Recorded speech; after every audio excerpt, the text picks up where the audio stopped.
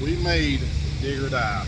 So with that being said, we're going to possibly sneak out here and do a little testing, because what would be dig or die without some testing down south of the border. We also have one small tire car running also, so hopefully these guys can do some rounds.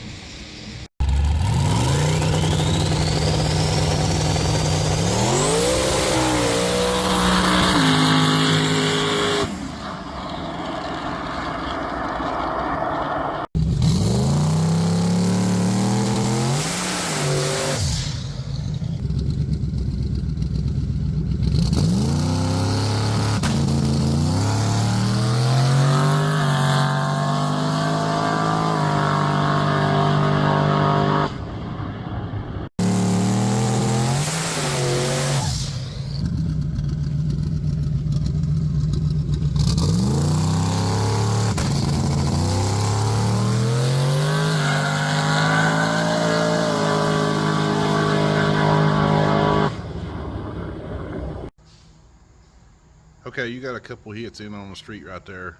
Let us in on that. So we got the turbo swap done to a set of VS Racing 66 73s, T4 flange.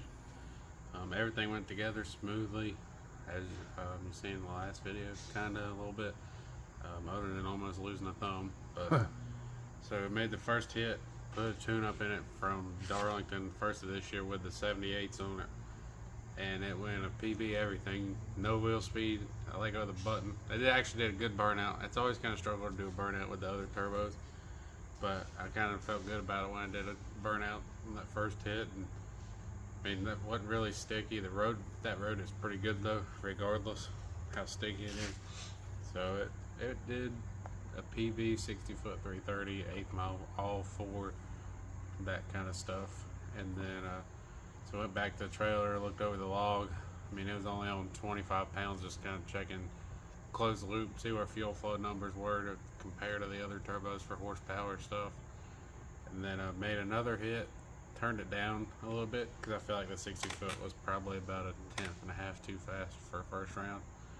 So turned it down, and actually with these turbos kind of have to choke it up quite a bit with some timing. So I mean, for like that one, the first hit was pulling 12 degrees for about a second or so, and then the second one went to about 14 and a half, just to kind of see how the car would react, hitting the tire a little, not as hard, and it didn't like it. So what happened, it took off, it wadded the tire a little bit, and Big Chief kind of talked about this in one of his videos. And it may be not be the right way, it may be the wrong way, who knows, but just from my experience, it kind of happened to me. As I wadded the tire up, went 10-20 feet, and you can see the video, it unloads off the tire and then gets back on the tire, and then drove into wheel speed. You can hear it pretty good. So I think that not hitting it hard was kind of against my theory of turning it down to go slower. But you know, when you got a chassis that's working, you know, you can go fast on bad stuff, and a lot of the top guys prove that. So basically hit the tire hard enough to plant it, keep it planted, but not start spinning after you've got it planted. Hit it with enough power to keep it planted and not spin. Yeah. It was kind of a guessing game for those two hits, and you know, no testing at all, and for it to come off the trailer and work that good. So it's makes me happy to see what these things are going to do. Well, with that being said, let's get to the Show you first couple of rounds. Second round. Yeah, we'll show them first and second rounds right here.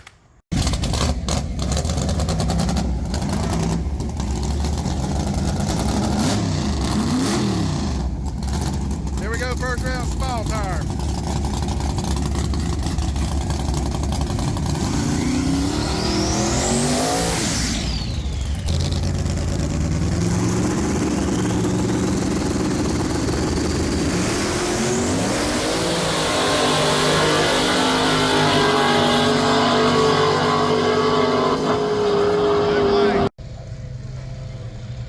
These guys are getting down here, getting lined up. They'll get paired up here in just a minute for first round Extreme Street. Finally. What's your thoughts? First round. Made 2 test hits yesterday on the street. First one was faster than the second one. I turned it down on the second one in the 60 foot to see what it would do, and it kind of drove into wheel speed where it balled the tire up on the hit, unballed it, and it got back on it and started spinning. It wasn't white smoking, but it was black tracking. I could feel it in the car. So went back to the first tune. Let's try it first round. Hit it hard out of the hole and hopefully keep it on the tire. Maybe it won't spin. In the first hit, it didn't look like it had any wheel speed to even try to spin on the road. So hopefully it won't try to slip out here, because it didn't look like it tried to even turn the tire out there. Yeah, of course we know the road's different than back here. Yeah, that's a lot different out there than here, but a lot of passes went down before we go, so. Gives you a general idea. It's sticky. The rubber felt tight earlier. A few times I checked it, so it kind of feels similar. Maybe it'll be fine. Just try to hit it a little bit harder out of the hole, bring the power in, not drive into wheel speed. Your thoughts? It's toasty. It's toasty. Mm-hmm. You'd rather be sitting in the AC somewhere? Yeah, it's not as bad as last year. No, it's not. So, Well, we're in the shade. we're in the shade. He's ready to go. We'll see.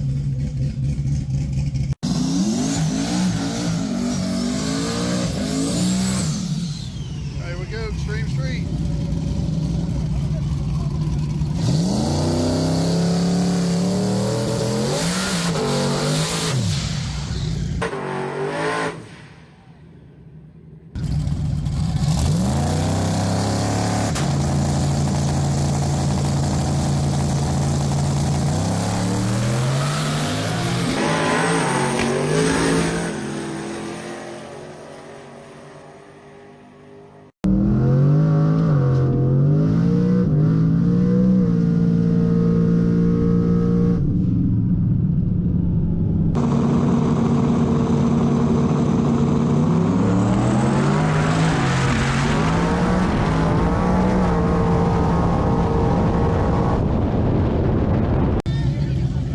All right, here we go. Next round, Extreme Street. Now run till that.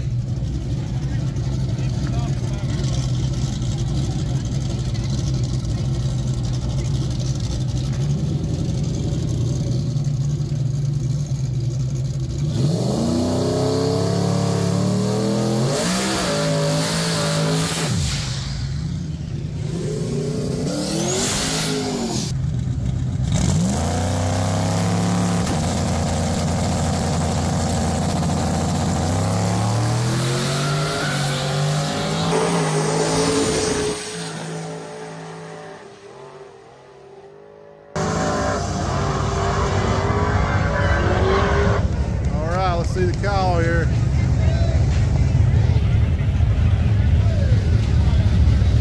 All right, left lane. All right, rounds 1 and 2. First round, there was 27 or 28 cars in Extreme Street, so it was a pretty good car count. I feel like there was a lot of fast cars that entered Extreme Street. Kind of looking at the small tire list to Extreme Street, kind of you think that your odds would be a little bit better in small tire, considering just the caliber of cars that are. Some of them are even dropping down to Extreme Street, and you kind of see like I said, the caliber of them, and it's actually crazy to think that Extreme Street is getting close to being on the heels of small tire, Yeah. if not right there with them with some of the top guys.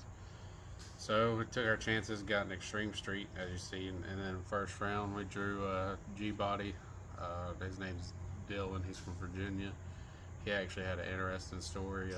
He went out on the street and his hood flew off and busted his windshield, so he's hoping that he didn't get disqualified for that. So they let him run. I had the right lane. Felt like the right lane was the better lane of the two, which I kind of feel like is sometimes a common down there. I don't think it's a one-lane race, but Right lane. I've always done better in the right lane. Yeah, I mean, we might be wrong, but right lane always comes around faster for us, even though left lane does come around. First round, based on the drag in, I take that with a grain of salt. Now, everybody eats, sleeps, and breathes by draggies, and you hear what Extreme Street finalist went in the last race based on what other people are saying. And I mean, I don't think those numbers are unobtainable, but I don't know if those numbers were actually put down based on how the rounds played out. But anyways, for first round, it went out. 150 feet, kind of when the timing ramp was coming back in, because we used the same tune-up from the road. So the road was a little bit better than the track, obviously. It went a little bit slower, 60 foot, quite a bit slower the eighth, but that was pedaling. It was a good opportunity to see how those turbos would recover from pedaling with wheel speed, and they took it right back as soon as I, chopped out the throttle. Then second round, see, I raced Brad from Moonlight Performance in his Turbo LS Camaro F-body. And yeah, I thought that was me there for a minute. White F-body. So this was one of those deals, we were second pair. So then the guy in front of me does his burnout, backs up.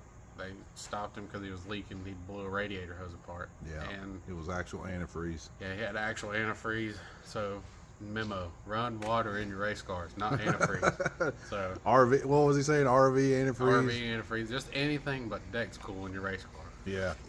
So we get up there, they torch the rubber, and I mean, what's that antifreeze? The rubber was already peeling, so it kind of like soaked in under the rubber, and they tried to clean up, Yeah, they done. to them for their best part. So that's just kind of, didn't have the laptop with me, trying to get in the routine of not bringing it with me to the lanes and second guessing myself. So I just kind of had to race what I had and hope for the best. We kind of lined up, tried to move them over the best we could from the antifreeze, but it was spilled out pretty good. And instantly, as soon as I let go of the button, I felt it in the car. It kicked hard left and actually started towards Zenford, so I did correct it. So it had wheel speed from the start. I think a lot of that was contributing due to the surface there, but I also was planning on turning it up that round, but I second guessed myself and turned it back down and pulled more out of it. And the only place I forgot to do that was in the RPMs. I added 100 launch RPM. I think I'd have probably been fine had I not left that, but I kind of forgot that I had that. Things got a little hectic because once the round started rolling, they started, moving cars through pretty quick. So you just kind of got to keep your routine and make sure you don't miss anything and pay close attention. So that could have cost me second round, but luckily I was on the light, did my job, and we both kind of missed the tune-up. And that's the thing. You just got to race your lane. I wasn't too worried about. Not saying that their car ain't fast, but wasn't worried about who I was racing, because if you can't get down your lane, you ain't gonna win anyway. So let's go back to the first round for just a minute. You guessed a lot. Yeah, so before I even crossed to the rubber, probably on the front side, I was already picking up my phone in the passenger seat, calling back down to the line to make sure that I didn't jump. And they reviewed it and everything. And you can see the tire moves when the light comes on. Mm-hmm. And I didn't have any intentions of guessing. I think it was just the anticipation of waiting all day, watching everybody else race, kind of watching the Zenford flag all day. And, you just kind of pay attention to things as a racer. And it was just, I almost gave it away first round, especially knowing the pass I put down compared to what he put down. And that anticipation just almost got me. Plus, I was racing without gloves. I've gotten used to racing with gloves, so actually, to me, it feels like my finger comes off the trans brake a little bit easier with no gloves. Kind of just slide it off instead of actually having to pick it up, because the gloves are kind of rubber; they hold on to it. But so I called down the line, make sure I didn't jump, and then got on from there to get ready for round two. How did the scramble button go? I pressed it first round, it worked. It was a little sore after second round. I hit it a little bit harder because I was having to drive it where it had wheel speed, but just trying to make sure I was out on him, stay in it. And we never really saw any big boost numbers, even with the scramble on first and second round. And we'll touch on that after we show y'all third round here. Yeah, we got third round. We're going to show you right here. All right, here we go, round 3 of Extreme Street.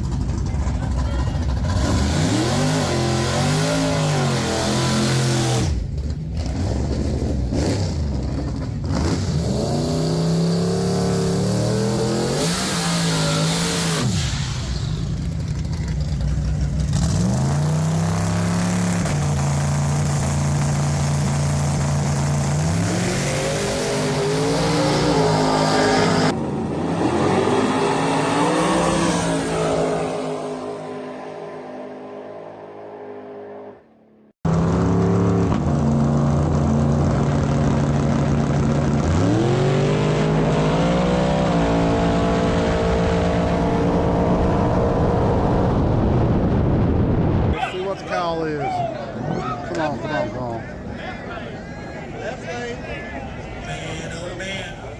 Oh, left lane. Okay, round 3. Round 3, we raced what went on to be the event winner. This guy's name is Trevor Taylor. He's from Virginia. I saw the truck run a few weeks ago, actually on the street at a cash days. And so I already knew that he was a contender. He was fast. They know what they're doing. It's a nitrous. I'm not sure what combination, big block, small block. I'm not sure. I didn't ask. But they got their stuff together. I took a big swing, turned it down a lot, considering what happened second round and the antifreeze, just the whole fiasco of second round. Yeah. Given the lane I had, and just turned it down a lot because I knew it was spinning, around that 1-2 gear change. And I felt like I turned it down too much because actually, as soon as we launched, we got, I think it was like 1.8 into the run. I actually hit the scramble at that point, so right there, right around 80 to 100 feet. I think I probably could have hit it sooner, but if you watch the video, I get out on him, then he 60-footed hard and got right back up beside me. I think if maybe I could have recognized where I was at. Usually in the car I don't try to hit the scramble unless we're side by side or it's really close. And I'd seen myself jump out, and I didn't think about hitting it because I didn't want it to knock the tire early by adding it to it. I think it could have took it because once it got nighttime in that place, it was like a light switch. It got really fast, really quick. Oh yeah. But I know. Yeah, he edged me out. Yeah, you talked to him. Half a car maybe. Yeah, you talked to him, and I talked to him myself, and he's a really good guy to talk to, and like I said, Extreme Street is getting really fast, but for him to say you were his best and closest race all night. Which, yeah, I think that would have been a finals worthy race. Yeah. If we had not drew each other. You got Dakota Harold. He was going rounds too. Yeah, he was doing good. He was flying. So I hated it that I didn't get to draw him because he'd have probably put me on the trailer. But if we could have made that third round pass in second round or first round, I think it would have done it second round had I not had the antifreeze and the RPM fiasco, and then it could have improved on that because from second to third round I knocked off half a second basically. Yeah. So if we could have just done that second round, probably would have been quite a bit faster third round and could have probably pulled the win off. But yeah, that's one of those coulda, shoulda things. Yeah. And, there's always in December, and that gives me a good starting point for December. And plans are now just to basically change the converter. I think we're gonna stick to these turbos for the rest of the season. After looking at data logs Sunday when we got back, fuel flow is pretty comparable on around 30-35 pounds range, and then actually the converter slip is pretty comparable, which in all fairness I knew it needed a converter before we went and raced. So I talked to Hughes. I think we're gonna get this one converted to a bolt together, get a new stator and the same stator I have now for real bad surfaces, because it does work with big power, it just don't go nowhere, it's just slipping. So you're saying we're going back to a little more no prep now? Yeah, we're going to get back into more no prep. After this weekend, it just kind of shows who is the tuner and who ain't the tuner. It's just a challenge, you're racing a surface. It's not about racing the car beside you, Yeah. I knew that S10 was fast, and I knew he was probably faster than me, but I knew if I didn't do my job and if I spun 150 feet out, he was going to drive away from me. Right. And knock on wood, it didn't. So we made a good race and made the best of it. It's anybody's game. Like I say, look at Dakota. He had to race at 240, and I think he blew a coupler off, and he was out on him. So that's just, if on paper that guy won last year, and everybody's talking about he's going really fast last year, and Dakota was out on him. So yeah, it's anybody's, whoever's on their game on the laptop, whoever's on their game lining up on the light. It takes a combination of things and the no prep stuff. and that's why you always hear us say race your lane. When you're racing your lane, it's your responsibility to have your tune right, your tire pressure right. Basically everything has got to be right for the car, because you can't just say, well, that guy was faster than me. Was he really faster than you, or did you not Just do your perform. part? Yeah. And you never want to underestimate who you're racing. Never. Like I drew the Dylan guy first round. I don't really know of him. I kind of knew the car. Had never really seen it, but you kind of you take it like everybody's a killer. Yes. Because if you don't, then someone's going to get behind you and just take you out like it's nothing because Right. you just underestimate them. And anybody that's done dig or die, even if it was their first time, don't get discouraged because it's not. It's hard. It's really hard. But yeah, the main thing is just that you got to learn with this no prep stuff is race your lane and take everybody like they got their stuff together, because it could just take you sleeping on the light a little bit and somebody getting lucky on their tune-up and they'll send you home. Yeah. Well, to sum up the dig or die weekend, you're proud of the baby turbos? Yeah, for 2 test hits at Rockingham instead of testing anywhere beforehand and all the struggles to get there, I'm pretty happy with it. So it gives me potential. So I think in December we're coming to win. That's the plan. So like I said, converter change, and we'll let everybody in on that and give these turbos a fair shake. Yeah, It hopefully. might be the combination. It sounds good on the brake. It doesn't get burnout. Yeah. Ramps are identical. The dome pressure's 1-to-1 until really even the dome pressure follows the same boost. Like on those other turbos, to make 35 pounds of boost pressure, you had to have 40, 42, and these were the same. And third round, I was going to add some more dome pressure, but I was kind of rushed around, didn't have time to look at logs, and like to make 40 pounds of boost on the old turbos, you had to have 50 pounds of dome almost, and I was thinking that it was lower than that, and what if I would have put 5 more on it? I might could have made that mile-an-hour difference up. Right. Who knows? It's hard to say. But still, that's part of you learning the new turbos and what they're liking. So, But it did feel good to know that I was that close to the event winner and watching his outcome with other racers, and just knowing that if I maybe would have drew them, I could have made some more rounds. But it's just if you ain't gonna beat them in the third round, second round, first round, and they gonna win, you probably ain't gonna beat them in the finals. It's right. Obviously, 'cause I believe his finals pass is a lot faster than what we went against him possibly. But it's hard to say. I mean, it's hard. You don't know what somebody's got going on. They could have a lot more left and not have enough. They could have been on everything. and anybody that understands dig or die understands that when it does come around, you might think, well, these guys are still kind of slow off the line, but they're making it up after the 60. They might not look like they're 60 footing that fast, but I know what I went against that truck in the 60, and for him to jump back up there with me, I know he had to be pretty fast. Yeah. To watch it, that don't look like that. And Yeah. so we'll get the converter out this week, I think, and gonna get it sent off. And then they said it'll take about a week to get it converted, and then get a new stator built. And then we'll get it back in. Then it just depends on the timeline of that, where we race next. And then we got, at the end of this month, the 710's doing a backside race. So the car is set up for backside, so may just leave it for that. It's not a lot of work to change it back. No. Try to get this thing to where it's as minimal amount of work to go from front side to back side, and hopefully nail it down to where it's just some shock changes and some weight changes. Well, I guess with that being said, we're going to end it right here and do our thing. And Yeah, wish we could have had a different outcome to win, but can't win them all. And but like I said, you for- still learned yeah, some stuff. Learned a lot for December, and going to be more prepared for then. And plans are not to change anything between now and then to where it's 100% predictable. And then have a good starting point for there, and then hopefully try to pick up that win there. Usually we do pretty good at the December one, so see if we can go 3 for 3 in December.